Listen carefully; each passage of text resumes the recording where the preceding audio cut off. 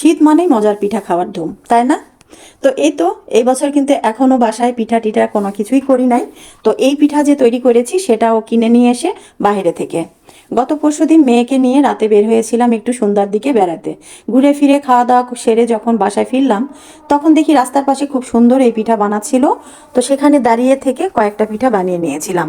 তো এই 10টা 12টার মতো পিঠা বানিয়ে নিয়ে এসে একটা করে খেয়ে চা খাওয়া হয়েছে, আর এই বাকি 6টা পিঠা এটা দুধের মধ্যে দিয়ে দিলাম। তো এই 1.5 কেজি দুধ জাল দিয়ে নিয়েছি, আর লিকুইড দুধ ছিল, তার জন্য কোনো পানিও আর দিই নাই। আর পিঠা দুধের মধ্যে পানি দিলে কিন্তু পানসে লাগে, ভালো লাগে না। 1.5 লিটার দুধের মধ্যে 6টা পিঠা দিয়ে দিলাম। আর এই পিঠাগুলো কিন্তু একটু আলাদা। নর্মাল পিঠা 10 টাকা করে, এটা আমি অর্ডার দিয়ে বানিয়ে নিয়েছি একটু বড় সাইজ করে 20 টাকা করে। আর নারকেল দেওয়া আছে পিঠাটার মধ্যে, এই জন্য আমি রসের সাথে আর কোনো নারকেল আলাদা করে অ্যাড করলাম না। ছেলে মেয়ে, ছেলের বউ হয়ে গেছে, তাদেরকে ছেড়ে কি আর পিঠা আলাদা একা একা খেতে ভালো লাগে বলো? তো সবাই আসলে তারপরে না পিঠা খাওয়ার মজা। তো এখন শীতও কিন্তু এদিকে ভালোই চলছে। তো মনে হলো কেন জানি যে একটু মিষ্টি পিঠা হলে ভালো হবে। তবে এই পিঠাটা আমার ভর্তা দিয়ে খেতেই ভালো লাগে। ভর্তা যেগুলো নিয়ে এসেছিলাম সেটাও খুব মজা ছিল। জাবা শুটকির ভর্তা, ধুনা পাতার ভর্তা, আর ছিল আহ, সরিষা ভর্তা। সরিষা ভর্তার কাঠ কেমন লাগে? আমার কিন্তু খুব ভালো লাগে। তো 6টা পিঠাই কিন্তু এখানে দিয়ে দিয়েছি। খেজুরের গুড় তো আমার ফ্রিজে সব সময় থাকে।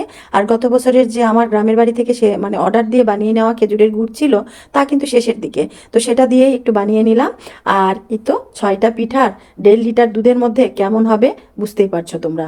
তো খুব একটা রস বেশি রাখি নাই, আবার মনে হচ্ছে যে যা রস আছে বোধহয় বেশিই হয়ে যাবে, এমন একটা অবস্থা। পিঠা কয়টা দিয়ে 1-2 মিনিট একটু জাল দিয়ে নিলাম, তারপরে ঢাকনা দিয়ে ঢেকে রাখবো আল্লাহ হাফিজ বলে। কারণ রাতে আর এই গরম পিঠা কেউ খাবে না। সকাল সকাল ঠান্ডা আবহাওয়ার রোদ যখন ওঠে তখনই কিন্তু পিঠা খেতে ভালো লাগে।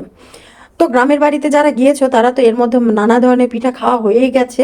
গত বছর যখন আমিও গ্রামের বাড়িতে প্রায় 2 মাস কাটিয়েছিলাম পুরা শীতটায়, তখন কিন্তু প্রায় অনেক মানে কেজি চালের গুঁড়ো আমার শেষ হয়ে গেছিল। এমন কোনো পিঠা নেই তৈরি করি নাই, মাটির চুলাতে করে করে খাইছি এবং খাওয়াইছি। আবার ভিডিও করে কিন্তু তোমাদের সাথে শেয়ারও করছি। মনে আছে কি? যারা আমার পুরাতন ভিউয়ার্সরা আছো তারা তো সবাই জানো। সকালে উঠে তো দেখে অবাক, এতগুলো পিঠার রস কোথায় গেল? একবারে শুকে গেছে দেখো। আমি তো মনে করলাম যে না জানি ভালো লাগবে না, শুকনা খটখটে হয়ে গেছে, কেমন করে খাবো।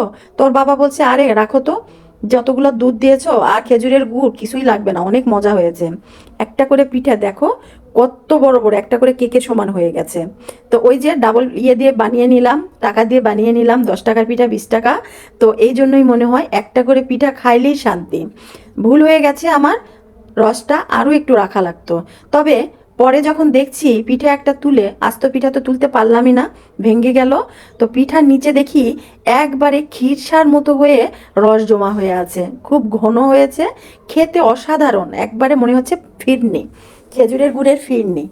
তো যাই হোক, ঝোল ঝোল না থাকলেও খুব সাদা মানে খুবই সুন্দর ছিল, খুবই মজাদার ছিল। আর খেজুরের গুড়ের পিঠার সাথে আর কি লাগে বলো? তো আমাদের সকালে নাস্তা কিন্তু এই পিঠাই ছিল। একটা করে পিঠে খেলেই একবারে পেটটা পুড়ে যাচ্ছে, মানে পুড়ে যাচ্ছে এমন অবস্থা, ভর্তি হয়ে যাচ্ছে। তো 6টা পিঠা আমার ভুল হয় না, প্রথমেই মনে করলাম। আর আমার ছেলে মেয়েরা এটার একটা অর্ধেক করে পিঠে খাবে, কারণ ওরা মিষ্টি জিনিস খুব একটা পছন্দ করে না। যা খাবো আমি আর ওর বাবা।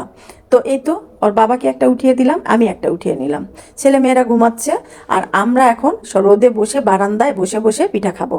আর এদিকে কোকো কিন্তু ম্যাও ম্যাও ম্যাও ম্যাও করছেই, কারণ ও তো কোনো কিছু রান্না করে আমার ঢোকা দেখলেই ম্যাও ম্যাও করে। সকালবেলা ও চিকেন স্যুপ খেয়েছে, এখন পর্যন্ত ভারী খাবার কিছু খায় নাই। সবটাতে ও নাক ঢুকাচ্ছে যে ও খাবে মনে হয়, কিন্তু না, আসলে ও কিন্তু মিষ্টি খাবারটা খায় না, শুধু আইসক্রিম বাতিত। আইসক্রিমটা খুব খায়।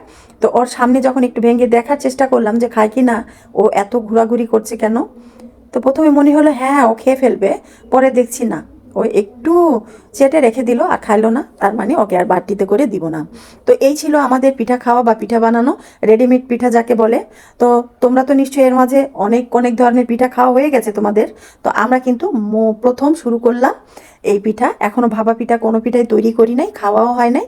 তো প্রথম পিঠা খাচ্ছি, তোমাদের সকলকে মানে কি বলবো, সবাইকে তো আর পিঠার দাওয়াত দেওয়া সম্ভব না, বা পিঠা দিলেও তো সবাই আসতে পারবে না।